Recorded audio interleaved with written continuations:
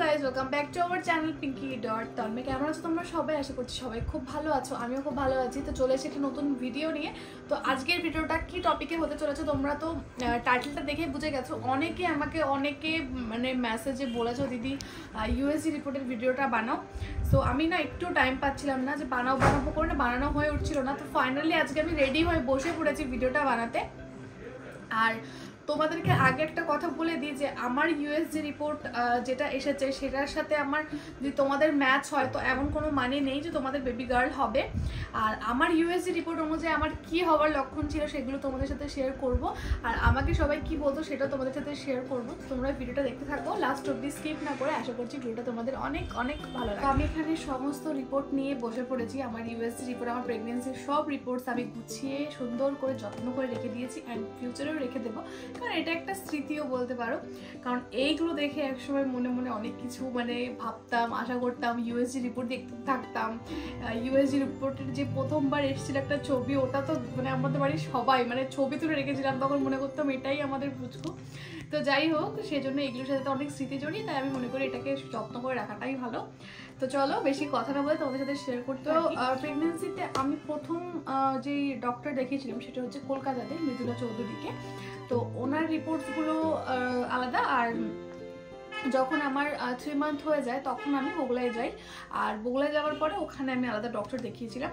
তো আমার কিছু কিছু টেস্ট হয়তো তোমাদের সাথে নাও মিলতে পারে, তো সেটা নিয়ে কোনো ব্যাপার নেই। এমনও হতে পারে ডক্টর যেটা ভালো মনে করে সেটাই তোমাকে সাজেস্ট করবে। আমার কোনো টেস্ট তোমার নেই, হতে পারে তোমার কোনো টেস্ট এমন দিয়েছে যেটা আমার নেই। তো যাই হোক, তোমার সাথে আমি শেয়ার করছি। আর আমার প্রেগনেন্সির ক্ষেত্রে আমার কিছু রিপোর্টস এক্সট্রা করানো লেগেছে, আর বিশেষ করে তোমার দাদাভাই করিয়েছে, কারণ যেহেতু আমার অ্যালার্জির প্রবলেম আছে, প্লাস আমার হার্ট রেটটা অনেক বেশি ছিল। হচ্ছে আমার প্রথমে রিপোর্টগুলো বিএস ডায়াগনস্টিক সেন্টার, যেটা সোনারপুরেই আছে। তোমরা যারা সোনারপুরে থাকো তারা জানো। তো প্রথমে যখন প্রেগনেন্সি ধরা পড়ে তখন কিন্তু আমাদের একটা ব্লাড টেস্ট করতে দেয়, যে কনফার্ম হওয়ার জন্য, কারণ টেস্টের কিটের যেটা অনেক সময় ফলসও হয়। তো তার জন্য ফার্স্টে ব্লাড টেস্ট করতে হয়। ওখানে যদি এইচসিজি যদি থাকে তাহলে মানে ধরা পড়ে যে তুমি প্রেগনেন্ট, তখন মানে কনফার্ম হওয়া যায়। তো আমার যখন প্রেগনেন্সিটা কনফার্ম হয়ে যায় তখন ওরা এখানে দেখায় যে কতটা কাউন্ট থাকে রক্তে। তো এই দেখো এখানে, তো আমরা যেহেতু তো কনফার্ম হতে পারি না যে আমার কত উইক চলছে বা কত মান্থ চলছে, তো এখানে কাউন্ট দেওয়া থাকে যে এত কতটা আছে তোমার এইচসিজি তোমার ব্লাডে। তো এখানে উইক অনুযায়ী না এখানে থাকে লেখা। তো এখানে আমার তখন ধরা পড়েছিল, আমার তখন 5 উইক চলছিল প্রেগনেন্সি। তো আমি জানতাম না 5 উইক মানে, তো তোমরা জানোই খুবই আর্লি আমি ধরা পড়ে গেছিলো আমার প্রেগনেন্সিটা, কারণ 4 উইক মানে 1 মান্থ। তো 5 উইক মানে বুঝতেই পারছো যে 1 মাস 1 সপ্তাহ তখন। তো তখন জানতে পারি, আর দিনটা ছিল মে মাসের 2 তারিখ। আর 2 তারিখে আমি যখন টেস্ট করে জানতে পারি, 4 তারিখে আমার ডাক্তারের কাছে চলে যাই কনফার্ম হওয়ার জন্য। তো ডক্টরের কাছে যাওয়ার পরে এখানে কলকাতা ডক্টরের সব থেকে ভালো যে ব্যাপারটা লেগেছিল, আমাদের সব প্রথমেই বলা হয়েছিল সব রকম টেস্ট করতে বডির, মানে থাইরয়েড থেকে শুরু করে থ্যালাসেমিয়া, এইচআইভি, আরও যত রকম টেস্ট আছে, আমারও ইভেন তোমাদের দাদা ভাইরও। আর আমার আরও কি কি যেন দিয়েছিল টেস্ট করতে, ব্লাড টেস্ট করতে দিয়েছিল, আমার সুগার আছে কিনা, থাইরয়েড আছে কিনা, সমস্ত রকম আরও মানে আমি কি বলবো, পুরো ফুল বডি ব্লাড টেস্ট। তো সব কিছু করার পরে সব কিছু ঠিকঠাক এসেছিলো রিপোর্ট, সেই রিপোর্টসগুলো এখানে করা রয়েছে। আর এখানে সমস্তটাই যেহেতু নর্মাল এসেছিলো, শুধুমাত্র আমার অ্যালার্জি টেস্টে অ্যালার্জিটা সামান্য বেশি ছিল। আর আমার অ্যালার্জিটা কিন্তু অনেক বেশি অ্যালার্জি সেটা নয়, সামান্য 2% না 3% বেশি, কিন্তু আমার অ্যালার্জির টাইপটা অন্য। তখনই ডক্টর আমার জিজ্ঞেস করেছিলেন যে আমি কি ওষুধ খাই না খাই, আর আমার সমস্ত ওষুধ চেঞ্জ করে দিয়েছিলেন, কারণ প্রেগনেন্সিতে কিন্তু সব রকম ওষুধ খাওয়া যায় না। তো আমি যেহেতু অ্যালার্জির ওষুধ খেতাম, তো আমাকে সেগুলো চেঞ্জ করে দেয়, কারণ কিছু কিছু ওষুধ প্রেগনেন্সিতে এফেক্ট ফেলতে পারে বেবির জন্য। আর আমি মানে সত্যি সেই তোমাদের সাথে শেয়ার করছি সেই দিনগুলোর কথা আমার মনে পড়ে যাচ্ছে। তো সত্যি ভীষণ স্পেশাল হয় সেই দিনগুলো, ছিল সেই দিনগুলো, আর এখন এগুলো আরও আরও অনেক বেশি স্পেশাল। তো তোমাদের যাতে আমার ভিডিওটা দেখে কিছু সুবিধা হয় তার জন্য তোমাদের সাথে শেয়ার করা। তো এটা ছিল ফার্স্ট। আর ফার্স্ট ইউএসজি যখন করেছিলাম, ফার্স্ট ইউএসজি করতে গেলে না ইউরিনটা ধরে রাখতে হয়। ফার্স্ট আর সেকেন্ডটা করতে গেলে সেটা কিন্তু ভীষণ টাফ, পুরো ইউরিনের প্রেশার আসবে দেন তোমার ইউএসজি হবে, কারণ তখন মানে বেবিটা হচ্ছে অনেকটা ছোট। তো জল না থাকলে না বেবিকে দেখা যায় না। মেবি এমনই কিছু হবে। তো ওই জন্য তো প্রথমবারটা ভীষণই টাফ ছিল, মানে তোমাদের সাথে তো এক্সপিরিয়েন্সেস শেয়ারই করেছি। তো ইউএসজিতে প্রথমটাতে আমার কত হার্ট রেট এসেছিল কি এসেছিল তোমাদের সাথে সেটা শেয়ার করছি না। তো ভিডিওটা কেটে কেটে করতে হচ্ছে কারণ অনেকদিন আগে তো রিপোর্টসগুলো খুঁজে খুঁজে বার করতে হচ্ছে, কারণ ডেলিভারির সময় ডক্টর সবকিছু নিয়ে পুরো এলোমেলো করে দেয়। আর লাস্ট টাইম এই রিপোর্টসের কোনো কিছুই আমার হাতে ছিল না, সমস্তই তোমার দাদাভাই দেখেছে, গুছিয়েছে রেখেছে। তো ওই জন্য আমরা একটু অসুবিধা হচ্ছে খুঁজতে। তো যাই হোক, ফার্স্ট টাইম যখন আমি ইউএসজি করাই তখন আমার 8 উইক 1 ডেজ ছিল, তখন মানে ইউএসজি করে ধরা পড়ে। আর তখন ফার্স্ট আমার এই দেখো ফেটাল রেট ছিল হচ্ছে 160। তো 160 কিন্তু বোঝায় যে একটা মেয়ের হার্টবিট, মানে আমরা যেটা শুনি আর কি, যে 147-এর ওপরে হলে মেয়ে আর 147-এর নিচে হলে ছেলে, মানে এইটা আমি জানতাম। তো আমি প্রথমটাতে ভেবেছিলাম যে যেহেতু প্রথম, তো প্রথমটাতে একটু বেশিই হয় সবার ক্ষেত্রে। পুরো প্রেগনেন্সিতে কিন্তু হার্টবিট এদিক ওদিক হতেই থাকে, কারণ অনেক সময় ডিপেন্ড করে যে মাদের অনেক সময় টেনশন হয়, সো টেনশন হলে হার্টবিটটা অনেক সময় বেড়ে যেতেও পারে। আর যখন তুমি ভীষণ রিল্যাক্স থাকবে তখন অনেক সময় এটা কমও হতে পারে। এটা কিন্তু কোনো সায়েন্টিফিক রিজন নেই যে সবসময় বেশি হার্টবিট হলেই যে বেবি গার্ল হবে বা কম হলে যে ছেলে হবে। এমন অনেককে দেখেছি যাদের বেশি হার্টবিট কিন্তু ছেলে হয়েছে, বা কম হার্টবিট তবু মেয়ে হয়েছে। কিন্তু এটা আমি যেহেতু আমি কম্পেয়ার করেছিলাম এই জন্য, কারণ আমার মামির কিছুদিন আগে প্রেগনেন্সি কমপ্লিট হয়েছিল, তো মামির মেয়ে হয়েছিল, তো লাস্ট হার্টবিটটা মেয়েদেরই ছিল। অ্যান্ড আরেকটা মামি ছিল, তো ওই মামিরও লাস্ট প্রেগনেন্সিতে হার্টবিট ছিল ছেলের হার্টবিট, অ্যান্ড সেটা ছেলেই হয়েছিল। তো আমি কোথাও না কোথাও লাস্ট হার্টবিটেরই ওয়েট করছিলাম বলতে পারো। আর তাছাড়া সিমটমস তো রয়েছে অবশ্যই। পুরো প্রেগনেন্সিতে কিন্তু মাথাতে এটাই ঘুরতো যে কি হবে। মনে মনে যেহেতু একটা আইডিয়াও করতাম, তো ভাবতাম যে কবে দেখতে পারবো। এটা সবার ক্ষেত্রেই হয়।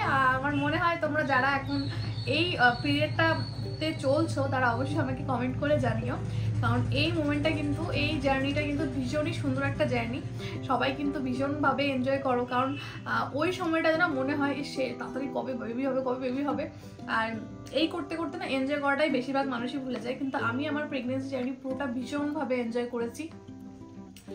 তো সেজন্য তোমাদেরকে এই তো যাই হোক, প্রথমে হার্টবিটটা তোমাদের দেখিয়ে দিয়েছি। আর প্রথমে কিন্তু দেওয়া থাকে এলএমপি ডেট। তো আমার এলএমপি ডেট ছিল 27/3/2023। তো এলএমপি ডেটটা তোমরা জেনে যাবে মোটামুটি, এটাই কনফার্ম। তোমাদের কাছে অনেক সময় জিজ্ঞেস করে নেয়, আর যারা জানো না এলএমপি ডেট তাদেরটা না অটোমেটিক চলে আসে একটা, মানে আইডিয়া করে ওরা একটা দিয়ে দেয়। আর ওখানে ইডিটি ডেট দিয়ে দেয়, মানে এস্টিমেট ডেট অফ ডেলিভারি যেটা হয়। তো আমার ওখানে ছিল জানুয়ারি মাসের 1 তারিখ আর 2024, যেটা কি তখন আমার মামামের বয়স প্রায় মানে 25 দিন হয়ে গেছে। তো ইডিটি ডেট হিসেবে কিছু হয় না। যদি সিজার হয় তো আমার মনে হয় 37 উইক 38 উইকেই কিন্তু করে দেওয়া হয়, কারণ তার বেশি কিন্তু থাকাই যায় না। যেমন আমার ক্ষেত্রে যেটা হয়েছে, ডক্টর আমাকে চুজ করতে বলেছিল ডেট, তো আমি ডেট চুজ করেছিলাম, কিন্তু সেই ডেটে মানে যাওয়া অবধি পসিবল ছিল না, কারণ আমার তোমাদের দাদাভাই দুজনেরই বৃহস্পতিবারে জন্ম। তো আমরা চেয়েছিলাম মাম্মামেরও বৃহস্পতিবারে হোক, কিন্তু এমনই সিচুয়েশন হয়ে গেছিলো যে বুধবারেই করে দিতে হয়েছে। ইভেন আমার মনে হয় মঙ্গলবারে হয়ে গেলে আরও বেশি ভালো হতো, কারণ ওই দুটো রাত ভীষণই স্কেয়ারি ছিল আমাদের জন্য। তোমরা যারা আমার ব্লগটা প্রথম থেকে ফলো করো তারা নিশ্চয়ই জানো। তো যেটা নিয়ে কথা বলবো সেটা নিয়ে কথা বলি, যেহেতু প্রেগনেন্সি, তো মানুষের মনে এত ইনসিকিউরিটি থাকে, এত স্পেশাল মোমেন্ট থাকে না, তো বেরিয়ে যায়। তো প্রথমটা গেল, তো প্রথমটা দেখে কোনোদিনও কোনো আইডিয়া করা যায় না। আর সত্যি কথা বিশ্বাস করো, প্রথমবারই দেখে মানে কোনো আইডিয়া থাকে না, তো ভেবেছিলাম হয়তো দেখতে পারবো কিছু, কিন্তু বিশ্বাস করো এই দেখো এরকম এদিকে লাইটের দিকে লেখা আছে, কিছুই ছিল না, একটা মানে ফাঁকা জায়গা, সেটা বোঝা যাচ্ছে। ওমের ভেতরে একটা জায়গা তৈরি হয়েছে, আর ছোট গুড়ি গুড়ি কিছু একটা দেখা যাচ্ছে। তো ফার্স্ট টাইম যখন ভেবেছিলাম যে হয়তো কিছু দেখতে পারবো, তো ভীষণ মানে একটু কষ্ট পেয়েছিলাম যে কিছু দেখতে পারিনি। কিন্তু তারপরে আস্তে আস্তে যখন মানুষ সার্চ করে যে বেবি প্রথমে ছোট থাকে, আস্তে আস্তে বড় হয়, গ্রোথ হয়, কোন ইউএসজিতে গিয়ে বেবিকে মোটামুটি দেখা যায়, এগুলো জানলাম। কারণ মানুষ প্রেগনেন্সিতে অনেক কিছু জানে, যে কত উইকে কত মান্থ, এগুলো কিন্তু আগে মানুষের কোনো আইডিয়া থাকে না, আর এটাই খুব স্বাভাবিক একটা ব্যাপার। তো তখন এইটাই মানে এইসবগুলো দেখি, মানে এই রিপোর্টসগুলো তোমার সাথে শেয়ার করিনি এই জন্য যে একদিন আমি ভিডিওতে শেয়ারও করে ফেলেছিলাম। তো আমাকে অনেকেই বলেছিল করো না, মানুষের নজর ভালো না, এটা ওটা। তো অ্যাকচুয়ালি আমি না এই অন্ধবিশ্বাসগুলো বিশ্বাস করি না। তো তবুও যখন বেবির কথা চলে আসে না তখন মানুষ বিশ্বাস, একটা মা তো বিশ্বাস করতেই মানে দাও। আমি ফার্স্ট টাইম আমার ভিডিও কোনো ক্রপ করে কেটেছিলাম, আমার এখনো মনে পড়ে। তো এটাই মানে মা তো মাই হয়। আমি কোনোদিনও কোনো অন্ধবিশ্বাস বিশ্বাস করি না, কিন্তু ও যখন আমার পেটে ছিল আমি তখন তাবিজ কত কিছু পড়েছিলাম শুধুমাত্র আমার বেবির জন্য। কারণ তারপরেও না অনেক কিছু ছিল যেগুলো আমি মানিনি, কারণ আমাকে অনেকে অনেক কিছু বারণ করতো, এটা করিস না, ওটা করিস না, এটা না ওটা না। আমি না অত কিছু মানিনি, যেটা খুব মানে কমন সবাই বলে সেটুকুই মেনেছি, তাছাড়া আমি কিছু মানিনি। তো যাই হোক, এটা ছিল ফার্স্ট রিপোর্টটা, যেটা আমার 8 উইকে হয়েছিল। আর তারপরে রিপোর্ট ছিল আমার, তারপরে সবগুলো হচ্ছে বগুলাতে গিয়ে। তার আগে কোনো কিছু আমার রিপোর্ট আর নেই। তো ফার্স্ট টাইম এই জন্য ডক্টর দেখিয়েছিলাম, কারণ জামার সাথে সাথে এখনকার দিনে না ডক্টর দেখিয়ে নেওয়াটা বেটার। অনেকে ওয়েট করে 3 মান্থ কমপ্লিট হওয়া, সেটা একদমই উচিত নয়, কারণ অনেক প্রবলেম চলে আসতে পারে। অনেক সময় এটা মানুষ ভাবে যে কনসিভ হয়তো হয়নি, কিন্তু কনসিভ হয়ে যায়। অনেক সময় টেস্ট কিটে ধরা পড়ে না, কিন্তু ব্লাড টেস্টে ধরা পড়ে। অনেক সময় টেস্ট কিটে ভুল দেখায়, ব্লাড টেস্টে অরিজিনালটা আসে। তো যাই হোক, পরেরটা আমার ছিল 13 উইকে। তখন আমার 13 উইক 2 দিন। তো তখন আমার হার্টবিট এসেছিল 135। তো মানে যখন আমি জানি না কেন এরকম হতো, যখন এমন না যে আমি ছেলে বলে খুশি হতাম না, কিন্তু যখনই ছেলেদের হার্টবিট আসতো না তখন একটু মনে মধ্যে কেমন একটা যেন হতো যে আমার ছেলে হবে। মানে হয় না, এটা সবারই হয়, যত যাই বলো না কেন, যে যেটা চাই। ধরো এখানে হয়তো কেউ ছেলে মেয়ে সবারই মনে একটা আশা থাকে, যে কেউ ভাবে যে আমার বেবি গার্ল হলে খুব ভালো হবে, কেউ ভাবে আমার বেবি বয় হলে খুব ভালো হবে। বলে দেয় কত থেকে কত পর্যন্ত ছেলে আর মেয়ে? হ্যাঁ, কি কত থেকে কত মানে ওই ব্যাপারটা কত থেকে কতর মধ্যে হার্টবিট থাকলে ছেলে?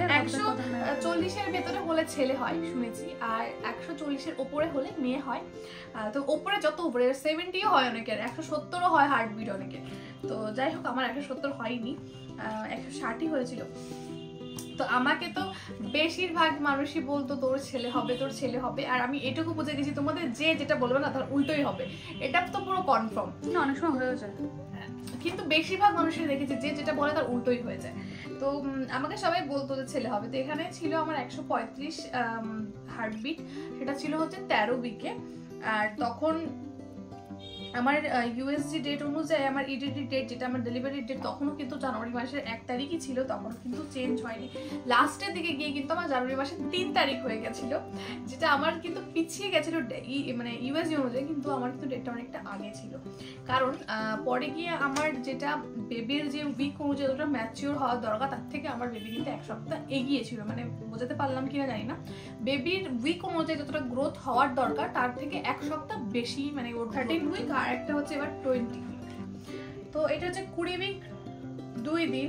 তো এটা ছিল হচ্ছে কত হার্ট রেট 147, ঠিক আছে দেখা যাচ্ছে 147। আর বেবির ওয়েট কত ছিল সেগুলো আর বলছি না, কারণ সবার বেবির ওয়েট আলাদা আলাদা। কারোর হয়তো বেবির ওয়েট কম হয়, কারোর নর্মাল হয়, কারোর নর্মালের থেকেও বেশি হয়। তো ওয়েট রেট আমার একদম বলা পছন্দ না। ইভেন এখনও মানে আমি মামামের ওয়েট কখনো মেনশন করি না, কারণ আমার কাছে এটা ভালো লাগে না। কারণ সবার বেবি হেলদি, সবার বেবি সবার কাছে ভালো, এইটা নিয়ে কেউ জাজ করবে আমি সেটা চাই না। তো এইটুকু বলতে পারি ঠিকঠাকই ছিল সব সময়। তো তখনের যে ইউএসজিটা ছিল সেটাতে অতটা বোঝা যাচ্ছিল না। তারাও 13 উইকের তোমাদেরকে ইউএসজি রিপোর্টটা দেখানো হয়নি, মানে যে ছবিটা ছিল। তো এই দেখো, এই ছবিটা কিছুই বোঝা যাবে না, আমরা তো কিছুই বুঝতে পারবো না, এটা ডক্টররাই বুঝতে পারে। তো সেম দুটো জিনিস আছে এখানে, বেবির পাটা জাস্ট দেখা যাচ্ছে, বোঝা যাচ্ছে যেটা থাই। তো ওটা দেখেই না একটা মনে আলাদা রকম আনন্দ লাগতো। মানে আমার দিদি তো বলতো আমি তো পাটা দেখেছি, যাই হোক সেটা দেখেই খুব আনন্দ হতো তখন। এটা যারা এখন কোর্স তারা জানো যে এটা এই মোমেন্টগুলো কতটা সুন্দর। তো তারপরে যখন আমার 20 উইক হয়, তো তার প্রথমে মানে আমি হার্টবিটটা বলার আগে আমি তোমাদেরকে আগে দেখাতে চাই এই ছবিটা। মানে আমি এটা শেয়ার করেছিলাম তোমাদের সাথে, তো আমাকে সবাই বারণ করেছিল বলে আমি আবার কেটে দিয়েছিলাম। তো এখানে পুরো মামামকে দেখা যাচ্ছে দেখো, আর পুরো বোঝা যাচ্ছে একটা ভিজিবল যে বাচ্চা একটা শুয়ে আছে পেটের মধ্যে। আর প্রত্যেকটা ইউএসজিতে কিন্তু পুরো বাচ্চার কতটা বড় হয়েছে, মানে সেন্টিমিটার হিসেবে তার লম্বা কতটা, ওয়েট কতটা, সব কিন্তু মেনশন করা থাকে। তো আমার মনে হয় যদি কারোর কম থাকে তবুও টেনশন করার কোনো ব্যাপার নেই, যদি ডক্টর বলে সব ঠিক আছে। যদি কারোর বেশি থাকে তবুও কোনো টেনশন করার দরকার নেই। তোমরা প্রেগনেন্সিতে কোনো কিছু নিয়ে যত টেনশন করবে বেবির উপর তত এফেক্ট করবে।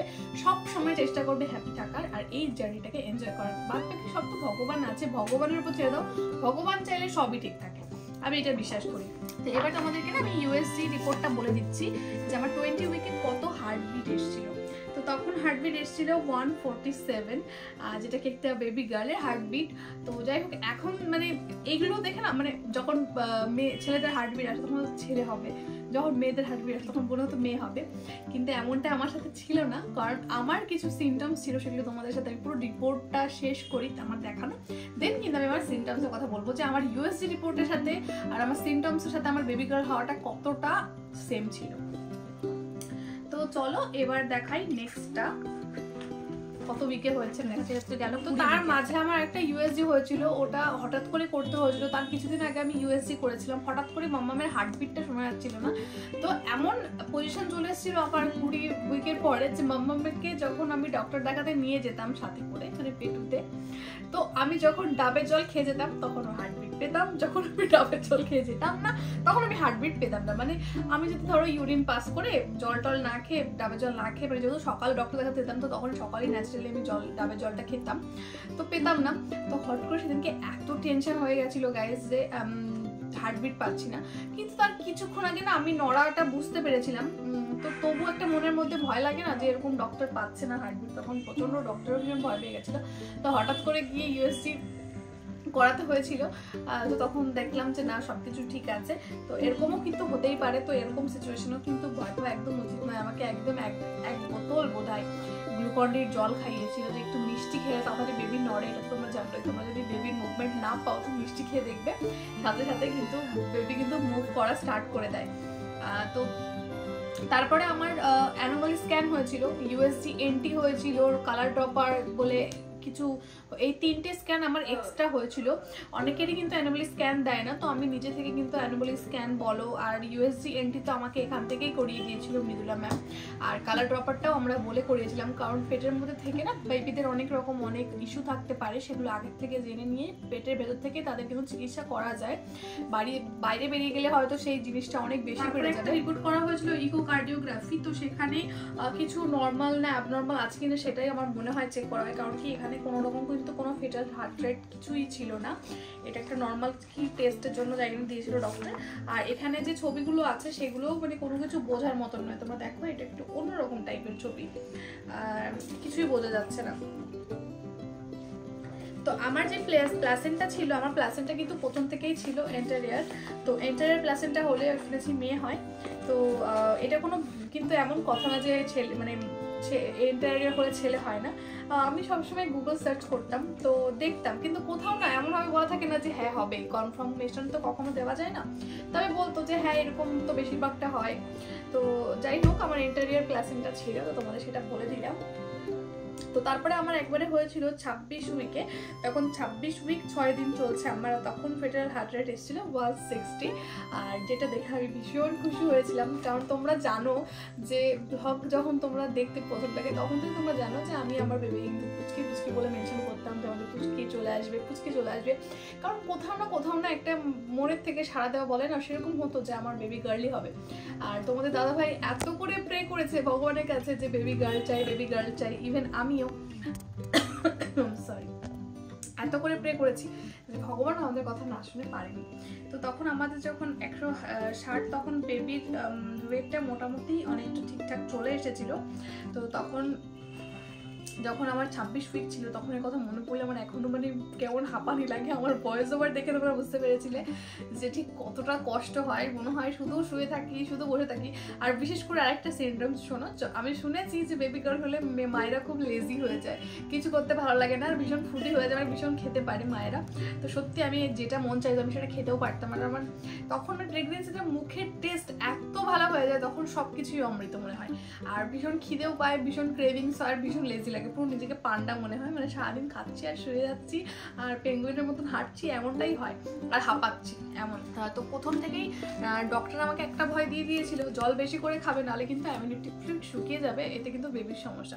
আর বেবির সমস্যা হওয়ার কথা শুনে না মাথায় এমনিতেই ব্রেন একটা স্ট্রাইক মেরে দেয় যে বাবা মানে জল খায়। এবার আমার জল খেতে খেতে যেহেতু বমিও চলে আসতো না, তবুও আমি জল খেতাম। কারণ আমি যখন ডক্টর দেখাতে গেছিলাম, একটা দিদিভাইয়ের ওরকম হয়েছিল, বাচ্চা মানে ভেতরে অ্যামিউনিটি ফ্লুইডটা শুকিয়ে বেবির মানে প্রবলেম হয়ে যায়, দেন ওর 7 মাসেই ডেলিভারি করতে হয়। তো সেটা ভীষণ ভয়ঙ্কর ছিল। আর এমনিতে প্রেগনেন্সিতে প্রত্যেকটা মুহূর্ত ভীষণ একটা, যতই এনজয় একটা আলাদা জায়গা, কিন্তু একটা আতঙ্ক থাকে, যেহেতু ফার্স্ট টাইম, সব কিছু নতুন, এক্সপিরিয়েন্স নতুন, হঠাৎ করে কোনো কিছু প্রবলেম হলে সেটা নিয়েও অনেকটা ভয় লাগতো।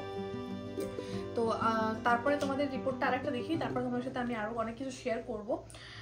তো তারপরে লাস্ট ইউএসজি হয়েছিল আমার 34 উইক 2 ডেজ, যেটা আমার পুরো লাস্ট বলতে পারো, যেটা দেখে আমাকে ডক্টর ডেট দিয়ে দিয়েছিল যে আমার কবে ডেলিভারি হবে, আর আমাকে ডেট কিন্তু চুজ করতে বলেছিল। তো চুজ করার পরে তো তোমাদের বললাম যে কি হয়েছে। তো তখন আমার হার্টবিট ছিল হচ্ছে 134, মানে বুঝতে পারছো লাস্ট হার্টবিটটা ছিল কিন্তু ছেলের হার্টবিট। তো তখন এই ইউএসজিটা করার পরে আমাকে আর ইউএসজি করতে দেয়নি। ডক্টরের কাছে যে একটা মেশিন থাকে হার্টবিট শোনার, তোমরা হয়তো অনেকে চিনবে। তো যখন আমাকে ডেলিভারি ডেটটা দেবে তার আগে সব ডক্টর চেক করে নেয়। তো তখন কিন্তু ওখানে 160 কি 62 এরকমই এসেছিল। তো আমি এই জন্য শিওর ছিলাম যে আমার মেয়ে হবে, কারণ কখন একটাতে আমার ছিল না যে মানে 37 কিংবা মানে ছেলের হার্টবিট যে একদম একভাবে চলবে কিংবা মেয়ের হার্টবিট একভাবে চলবে, এরকম কিছু ছিল না। কিন্তু কিছু সিমটমস যেগুলো বয়স্করা বলে, বুড়োরা বলে, বলতে যাচ্ছিলাম, বয়স্করা বলে বা মা কাকিমারা বলে, সেগুলো কিন্তু পুরোপুরি আমার সাথে ম্যাচ করতো। তো সেগুলো তোমাদের সাথে শেয়ার করি। তখন আমার বেবির ওয়েট কিন্তু মোটামুটি ঠিক চলেই এসেছিল। আর ডেলিভারির কিছুদিন আগে, মানে আমার যখন 7 মান্থ ক্রস করে যাবে, তখন থেকে আমার মনে হতো আমার বেবি মানে এই বুঝে ডেলিভারি হয়ে যাবে, এই বুঝে ডেলিভারি হয়ে যাবে, নর্মাল ডেলিভারি হয়ে যাবে, এমন ফিল হতো। মানে একটু হাঁটাচলা করলে, নিচে বসলে না আমার মনে হতো কি মানে কেমন, মানে নড়লে মনে হতো আমার ইউট্রাসের ওপরে নড়ছে। ভীষণ ভয়ানক ফিলিং সেটা, মানে কি বলবো। তখন ডক্টরকে আমি ফোন করে, ডক্টর বলতো না এমন কোনো ব্যাপার না, তোমার যেহেতু হাইটটা শর্ট আর যেহেতু ওয়েটটা গেন হয়ে গেছে, তো ওই জন্য এই ফিলটা হতে পারে। নিচে বসতে বারণ করে দিয়েছিল, পান নিচে বালিশ দিয়ে শুতে বলেছিল, পুরো ফুল রেস্ট। আর ফুল রেস্টে থাকলে তো জানোই এমনিতে তো ল্যাথখোর হয়েই যায় মানুষ, আর ফুল রেস্টে থাকলে এত হেলদি খাবার খেলে মানুষের কি হতে পারে সেটা তো এখনই বুঝতে পারছো কি হতে পারে।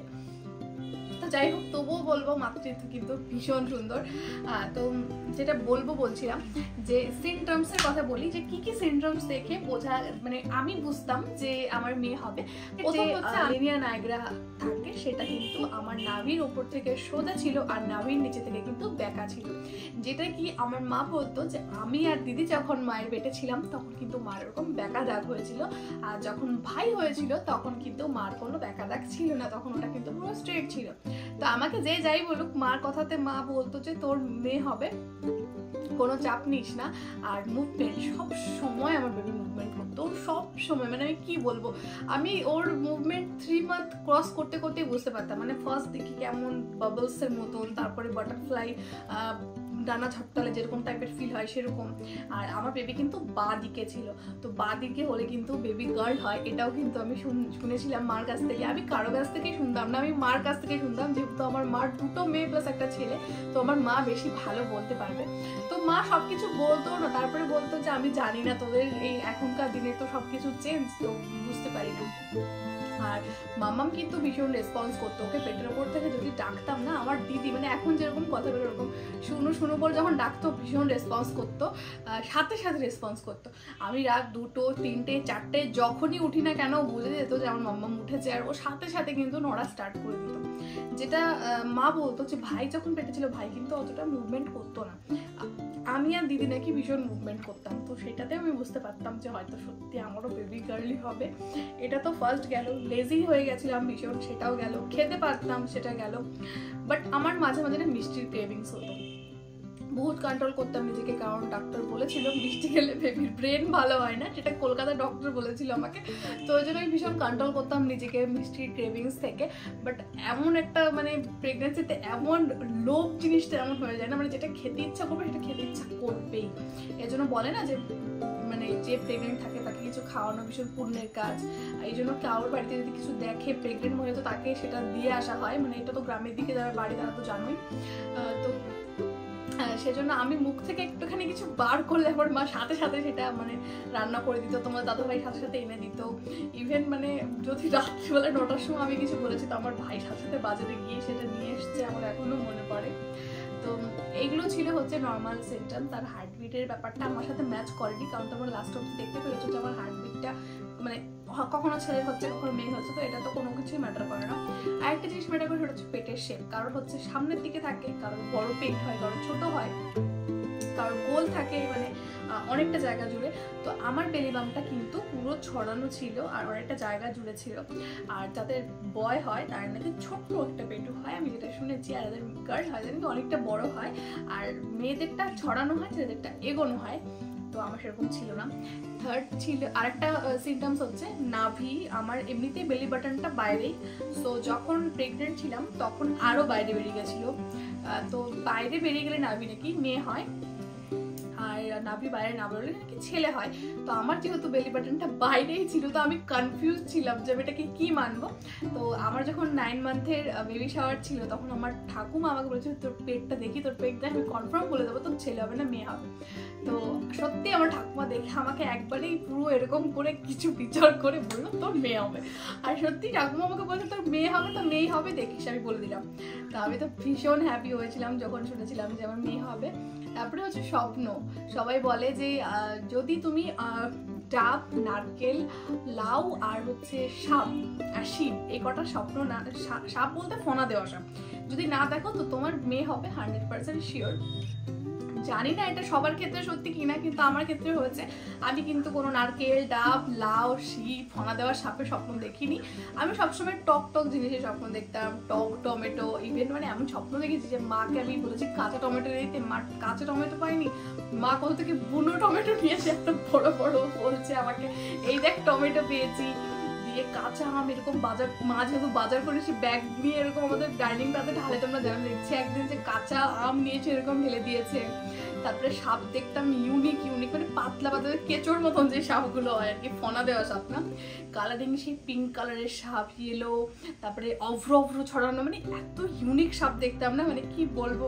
প্রেগনেন্সিতে একমাত্র সাপ নেই। হ্যাঁ সাপ নেই সিরিয়াসলি। সাপ কোথায়? হ্যাঁ এবার মাকে যখন আমি বলতাম না, মা বলতো এরকম মানে কাউকে বলবি না, বলতে নেই অ্যাকচুয়ালি। তো কিন্তু মা বলতো যে নারকেলের স্বপ্ন দেখলে ছেলে, নারকেলের স্বপ্ন দেখলে কিন্তু ছেলে। এটা কিন্তু ভীষণ তালটা বলে গেছিলাম, তালটা দেখলেও কিন্তু দেখেছিল তাল করিয়েছে, তার তো ছেলেই হয়েছে। হ্যাঁ তো তারপরে আরেকটা স্বপ্ন দেখতাম, কি বলতো, আমি দেখতাম যে আমার মানে বেবি হয়েছে, ঠিক আছে, কিন্তু আমি না বেবির জেন্ডার দেখতে পারতাম না। কিছু ফানি একটা ব্যাপার, মানে আমি স্বপ্নে না দেখছি আমার বাচ্চা হয়েছে, আমি বলছি মা দেখি ছেলে হয়েছে না মেয়ে হয়েছে। তো আমি যখন জেন্ডার চেক করতে যেতাম না তখনই আমার স্বপ্নটা ভেঙে যেত, তখনই আমার স্বপ্ন, কিন্তু মুখটা দেখে মনে হতো না বেবি গার্ল, মানে আমার মাম্মাম দেখতে যেরকম হয়েছে ওরকম টাইপের একটা বেবির মুখ। এরকম 2 দিন করে আমি বেবিদের স্বপ্ন দেখেছি আমার বেবি হয়েছে, কিন্তু আমি দেখতে পাইনি যে ছেলে না মেয়ে, এটা হয়েছে। আর ওই সাপ। তারপরে লাস্ট টাইম একটা স্বপ্ন দেখেছি সোনার নাকের কুড়িয়ে পেয়েছি, তো আমাকে মা বলছে তুই কুড়িয়ে নিয়ে এসেছিলিস, তো আমি বললাম হ্যাঁ। তো আবার সোনার জিনিস দেখলো নাকি মা লক্ষ্মী আসে। তো এগুলো তো সবই আমার সাথে ম্যাচ করে যেত, কিন্তু তবুও যাদের সাথে শেয়ার করেছি তারা বলছে আমাদের যেহেতু লাস্ট টাইম ওদের বাড়িতে গোপাল নিয়ে এসেছিল মা, তো বলতো গোপাল নিয়ে এসে তো মেয়েই হবে, ছেলে হবে, সরি গোপাল নিয়ে এসে তো ছেলেই হবে। দিয়ে মা প্রথমে লক্ষ্মী আর গোপাল দুজনেরই ছবি আনতে গেছিলো, তো মা সেদিনকে লক্ষ্মীর ছবি পেয়েছিল না, তো গোপালের ছবি নিয়ে এসেছিল। তো সবাই বলতো গোপালের ছবি পেয়েছে যেন গোপালই হবে, যেন গোপালের ছবি পেয়েছে। তো তারপরে আমার ভাই বলছে না আমাদের ভাগ্নি হবে, ও যে নিয়ে এসেছিল লক্ষ্মীর ছবি, লক্ষ্মীর ছবি, হ্যাঁ লক্ষ্মীর ছবি ভালো, মানে খুব সুন্দর, মানে যে কালারফুল সেরকম পাইনি, তবু যেটা পেয়েছে সেটা নিয়ে এসছে। আমাকে বলতো দিদি তুই ওই ছবিটা দেখবি, কারণ ও বলতো যে ছেলে হলে তো তুই ভাগ্নি হলে তো ওকে নরেন্দ্রপুর মিশন নেয়, তো এখানে ওখানে দিয়ে দিবি, আমি তোর সাথে টাইম স্পেন্ডই করতে পারবো না, যদি মেয়ে হয় তাহলে তো আমি ওর সাথে সবসময় থাকতে পারবো। তো এই জিনিসগুলো না মনে পড়লে সত্যি এই মোমেন্টগুলো ভীষণই ভালো ছিল। তো এগুলো হচ্ছে আমার মানে মেয়ের সিমটমস ছিল। আরেকটা হচ্ছে যদি তোমাদের ডান দিকে ঘুরে শুতে ইচ্ছে করে তাহলেও কিন্তু মেয়ে হওয়ার সিমটমস, কারণ ডক্টর কিন্তু প্রেগনেন্সিতে বলে বা দিকে শুতে। তো আমি বা দিকে যতই শুতাম রাত্রে আমার ঘুমে গেলে দেখতাম আমি ডান দিকে কাত হয়ে শুয়ে আছি। আর এটা হয় দেখবে যখন তোমাকে কেউ কোনো জিনিসটা বারণ করবে না তোমার সেটাই করতে ভালো লাগবে। তা আমি চেষ্টা করতাম এই দিকে শুতে, কারণ ডক্টর বলেছিল যে বা দিকে শুলে বেবি মানে অক্সিজেন ভালো পায়। তো বাঁ দিকে শুয়ে থাকতাম ঘুমানোর সময়, যখন রাতে উঠতাম তখন দেখতাম যে আমি ডান দিকে শুয়ে আছি।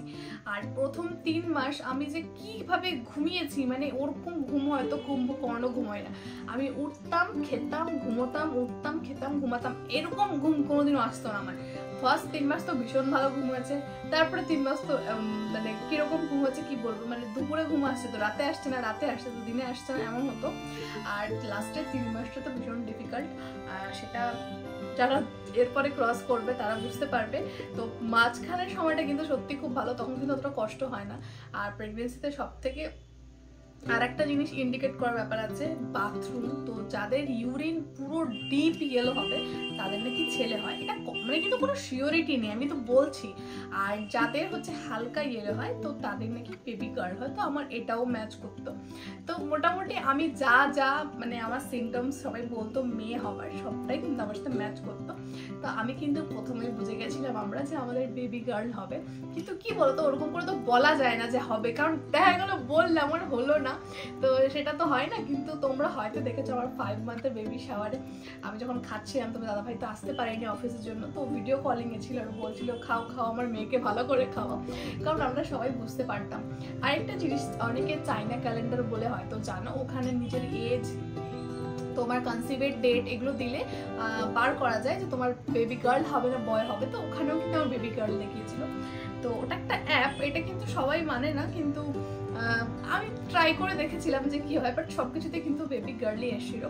তো যাই হোক, আমি যেটা চেয়েছি সেটা তো পেয়েছি। আমিও চাই তোমরা যেটা চাও সেটা পাও, তবুও যেটা চাও সেটা যদি নাও পাও তবুও কিন্তু মাতৃত্ব অনেক সুন্দর, বেবি কিন্তু বেবি হয়, সেটা বেবি বয় হোক বেবি গার্ল হোক। কিন্তু আমরা মেয়েরা এখন সবাই চাই যে আমাদের ফার্স্ট বেবি কিন্তু বেবি গার্ল হোক। যারা সেকেন্ড বেবি নিতে চায় তারা তো অবশ্যই সবাই ভাবো যে ফার্স্টে বেবি গার্ল হোক, সেকেন্ডে বেবি বয় হোক। কারণ দিদি যেভাবে ভাইকে শাসন করতে পারে, ভাই কিন্তু দিদিকে শাসন করতে পারে না। আর সত্যি এই ছোট ছোট জিনিসগুলো কিন্তু ভীষণই আনন্দের, এই সময়গুলো কিন্তু ভীষণই আনন্দের। বাড়িতে সবাই মেতে থাকে আলাদাভাবে। প্রেগনেন্সিতে বেবি চলে আসার পরে তো আর কোনো কথাই নেই, তখন তো মানুষ আরও বেশি মেতে থাকে। তো যাই হোক, আমাকে দেখে সবাই যেটা বলতো সেটা ভুল হয়ে গেছে, কিন্তু আমার সত্যি কোল জুড়ে যে আমার মা লক্ষ্মী এসছে এটা কিন্তু আমার জন্য অনেক অনেক বড় ব্লেসিংস। ও আসার পরে আমাদের কিন্তু পুরো জীবনটাই পাল্টে গেছে। আর যারা আগেকার দিনের মানুষ ছিল যে বেবি গার্ল হলে আপসেট হয়ে যেত, এখন কিন্তু দিন একদম পাল্টে গেছে। সবাই কিন্তু চায় যে আমার মেয়ে হোক, আমার মেয়ে হোক, সবাই চায়।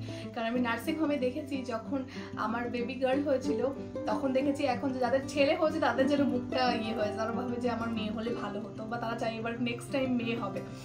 তো এটাই। আর আমি যখন নার্সিং হোমে ছিলাম তখন কিন্তু একজনের মাত্র ছেলে হয়েছিল, বাদ বাকি সবার মেয়ে হয়েছিল।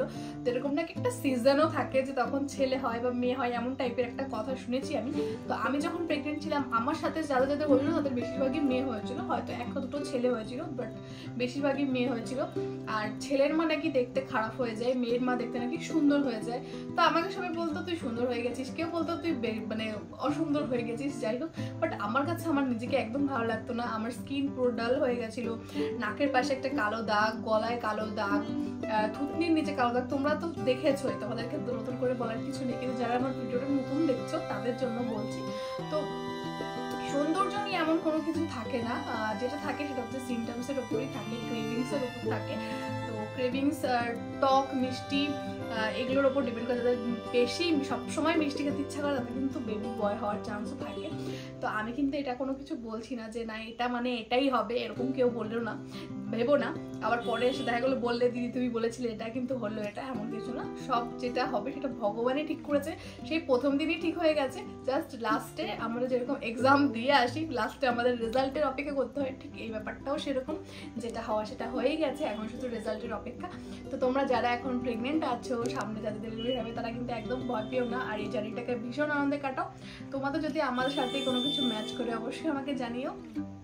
আর যদি নতুন কিছু তোমাদের জানার থাকে সেটাও জানিও, সেটার বিষয়ে আমি ব্লগ অবশ্যই আপলোড করে দেবো।